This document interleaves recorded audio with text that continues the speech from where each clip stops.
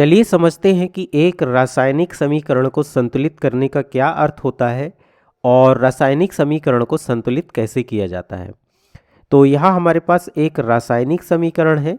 इसमें एल्यूमिनियम का एक परमाणु ऑक्सीजन के एक अणु के साथ, जिसमें ऑक्सीजन के दो परमाणु हैं, इनके साथ अभिक्रिया कर रहा है और इससे हमें एल्यूमिनियम ऑक्साइड का अणु मिल रहा है।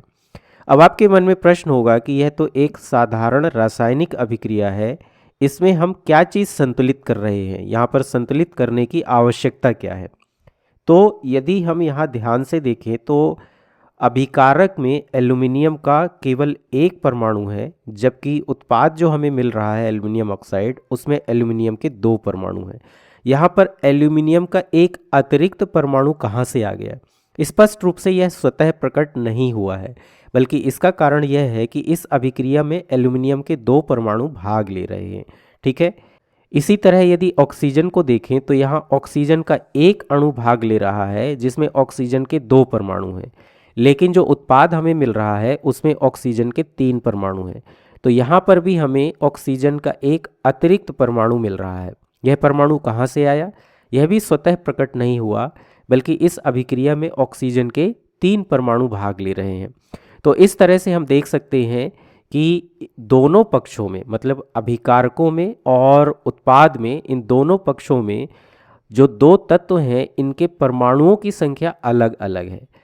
रासायनिक समीकरण को संतुलित करने का मतलब ये है कि दोनों तरफ प्रत्येक तत्व के परमाणुओं की संख्या समान होना चाहिए। यदि दोनों तरफ एल्यूमिनियम और ऑक्सीजन के परमाणुओं की संख्या समान है तो हम कहेंगे कि यह रासायनिक समीकरण संतुलित है। तो इसे हम कैसे संतुलित कर सकते हैं? अब यहाँ पर हम देख सकते हैं कि एल्यूमिनियम के हमारे पास दो परमाणु हैं, तो हम ये कर सकते हैं कि एल्यूमिनियम के परमाणुओं की संख्या यहाँ पर दो कर देते हैं। यदि इसके सामने हम दो लिख दें, इसका मतलब यहाँ पर एल्यूमिनियम के दो परमाणु हैं। तो अब हमारे पास एल्यूमिनियम के दो परमाणु हो गए और इससे हम देख सकते हैं कि एल्यूमिनियम के परमाणुओं की संख्या संतुलित हो जाती है। यहाँ पर दो परमाणु है, यहाँ पर भी दो परमाणु है। इसी तरह से हमें ऑक्सीजन के परमाणुओं की संख्या को भी संतुलित करना होगा। यहाँ तीन परमाणु हैं, लेकिन यहाँ पर केवल दो परमाणु हैं। तो हम क्या कर सकते हैं? हम ऑक्सीजन के परमाणुओं की संख्या को किसी ऐसी संख्या से गुणा कर सकते हैं कि यहाँ परमाणुओं की कुल संख्या तीन हो जाए। तो यदि हम इसे 1.5 से गुणा कर दें तो यहाँ पर दो परमाणु हैं और दो का जब 1.5 से गुणा करेंगे तो यहाँ पर परमाणुओं की संख्या तीन हो जाती है। ठीक है।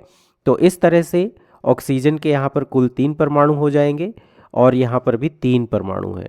तो दोनों तरफ ऑक्सीजन के परमाणुओं की संख्या भी समान हो जाएगी। लेकिन रसायन विज्ञान में सामान्य परंपरा यह है कि हम किसी भी अणु या परमाणु की संख्या भिन्न या दशमलव के रूप में नहीं लेते। यहाँ हमें एक पूर्णांक की आवश्यकता होती है, यही परंपरा है। इसका मतलब हमें इसे एक पूर्णांक में बदलना होगा। तो हम इसे पूर्णांक में कैसे बदल सकते हैं? हम इस पूरे के पूरे समीकरण को किसी ऐसी संख्या से गुणा कर सकते हैं जिससे ये संख्या पूर्णांक में बदल जाए और उसके अनुसार यहाँ पर जो परमाणुओं की संख्या है उस संख्या में भी परिवर्तन हो जाएगा। तो पहले हम इस समीकरण को नीचे एक बार और लिख देते हैं। एल्यूमिनियम, इसके बाद ऑक्सीजन का अणु और इससे अभिक्रिया होने पर हमको मिल रहा है एल्यूमिनियम ऑक्साइड। ठीक है, एल्यूमिनियम ऑक्साइड। अब यहाँ पर हमें इस भिन्न को हटाना है, तो हम क्या कर सकते हैं? पूरे समीकरण में हम दो का गुणा कर सकते हैं। यहाँ पर कोई संख्या नहीं, मतलब इसे हम एक ले सकते हैं, ये एक है। तो यदि हम दो का गुणा कर दें पूरे समीकरण में, हम दो से गुणा करेंगे तो यहाँ पर परमाणुओं की संख्या 2 गुणा 2 यानी कि 4। ठीक है। इसी तरह यहाँ पर 1.5 है। इस 1.5 को यदि हम 2 से गुणा करें तो यहाँ पर हमको मिल जाएगा 3। तो 3 गुणा 2 यानी कि कुल 6 ऑक्सीजन परमाणु हो जाएंगे। और यहाँ पर संख्या 1 है, 1 को यदि हम 2 से गुणा करते हैं तो हमें यहाँ पर 2 लिखना होगा।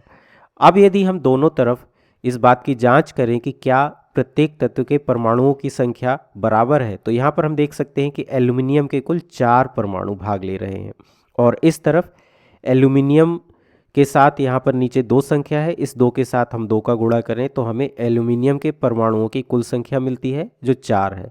इसका मतलब एल्यूमिनियम के परमाणुओं की संख्या संतुलित है।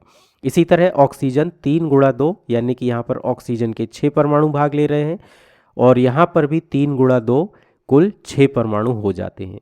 तो इस प्रकार यह रासायनिक समीकरण संतुलित हो जाता है।